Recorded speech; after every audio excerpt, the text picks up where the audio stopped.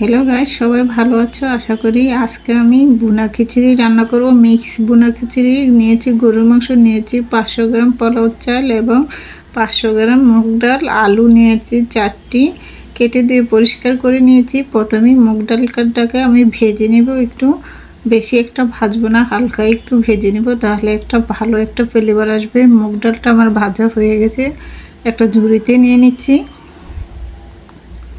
দিয়ে দিব এখানে পোলাও চালটা আমি 500 গ্রাম নিয়েছি। ডাল আর চালটাকে মিলিয়ে নিলাম। এখন রান্নার জন্য আরেকটা কড়াই বসিয়ে দিলাম। কড়াইটা গরম হয়ে গেছে, দিয়ে দিব সাদা তেল,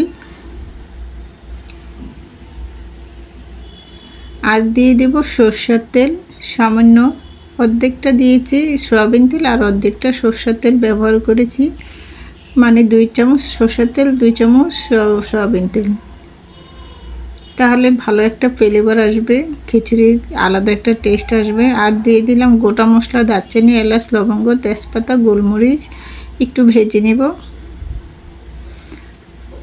ভেজে নিলে আলাদা একটা ফ্লেভার আসবে। দিয়ে দিব 1 বাটি পেঁয়াজ কুচি। পেঁয়াজ কুচিটার সাথে একসঙ্গে ভেজে নেব কিছুক্ষণ, পুরো লাল করব না, হালকা একটু ভেজে নেব। পেঁয়াজটা ভাজা হয়ে গেছে, দিয়ে দিব 2 টেবিল চামচ আদা রসুন বাটা, দিয়ে দিব 1 চামচ লবণ, 1 থেকে 1.5 চামচ লবণ দিব, যেহেতু একটু গোশ আছে এখানে, 1 কেজি চাল ডাল মিলিয়ে আছে 1 কেজি, সেজন্য 1.5 চামচ লবণ দিয়ে দিলাম। দিয়ে দিব 1 চামচ হলুদের গুঁড়া, দিয়ে দিব 1 চামচ লাল মরিচের গুঁড়া। এখন দিয়ে দেব শাহি গরম মশলার গুঁড়াটা দিয়েছি 1 চামচ, জিরার গুঁড়া দিয়ে দেব 1/4 চামচের 1 চামচ ভাজা জিরার গুঁড়াটা। একটু মশলাটাকে ভেজে নেব তেলের মাঝে, তাহলে আলাদা একটা ফ্লেভার আসবে, কাঁচা গন্ধটা আর আসবে না। মশলাটা ভাজা হয়ে গেছে, একটু পানি দিয়ে মশলাটাকে কষিয়ে নেব। মশলাটাকে আমার কষানো হয়ে গেছে, তেলটা উপরে ভেসে আসছে। এখন গোশগুলি দিয়ে দিব। গোশগুলি আমি দিয়ে দিলাম। এখন মশলার সাথে নেড়েচেড়ে কিছুক্ষণ এভাবে কষিয়ে নিব। সামান্য একটু পানি দিয়ে দিব। পানিটা দিয়ে একটু আলতো করে নেড়ে দিলাম। এখন ঢেকে রান্না করব 10 মিনিটের জন্য, ঢাকনা দিয়ে ঢেকে দিব। 10 মিনিট পরে ঢাকনাটা তুলে আবার একটু আলতো করে নেড়েচেড়ে দিব। গোশটা কষানো হয়ে গেছে, দিয়ে দিলাম আলুটাকে একসঙ্গে কষিয়ে নিচ্ছি। আর একটু পানি দিয়ে দিলাম, যেহেতু ভালো করে যেন কষায়। এখন আবারও ঢাকনাটা দিয়ে 10 মিনিট ঢেকে কষিয়েছি। 10 মিনিট পরে একদম খুব সুন্দর ঝোলটা শুকিয়ে গেছে। এখন চাল ডালটা দিয়ে দিলাম। চাল ডালটা আগে থেকে ধুয়ে পরিষ্কার করে পানিটা ঝরিয়ে নিয়েছিলাম। এখন চাল ডালটাকে এর সঙ্গে একসঙ্গে ভেজে নেব কিছুক্ষণ।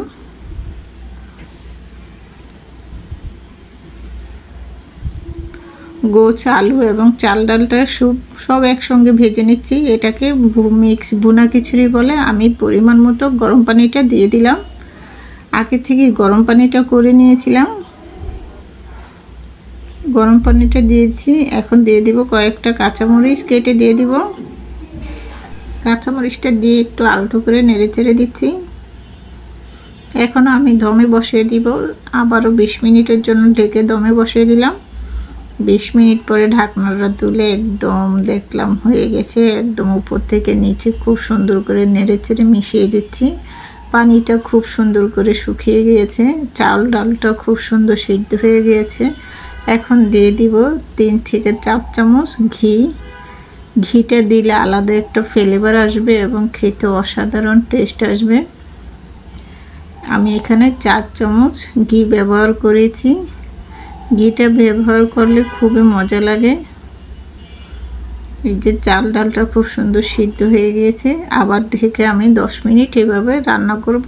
10 মিনিট পরে এই যে নামিয়ে নিয়েছি। এখন প্লেটে সাজিয়ে পরিবেশন করব। কতটা সুন্দর এবং লোভনীয় হয়েছে, খেতে অসাধারণ মজা। যারা ভুনা খিচুড়ি মিক্স ভুনা খিচুড়ি পছন্দ করেন এভাবে করে খেতে পারেন। সাথে লেবু, কাঁচামরিচ, পেঁয়াজ নিয়েছি। খেতে এবং অসাধারণ একটা মজা। সাথে কিন্তু আমি ঝোলও দিয়েছি। আমার এক্সট্রা তরকারি ছিল গরু মাংসের, সেই জন্য আমি আর ঝোলটা উপরে দিয়ে নিলাম। খেতে খুবই লোভনীয়। আমার রেসিপিটা যদি ভালো লেগে থাকে আমার সঙ্গে থাকবেন। আল্লাহ হাফেজ।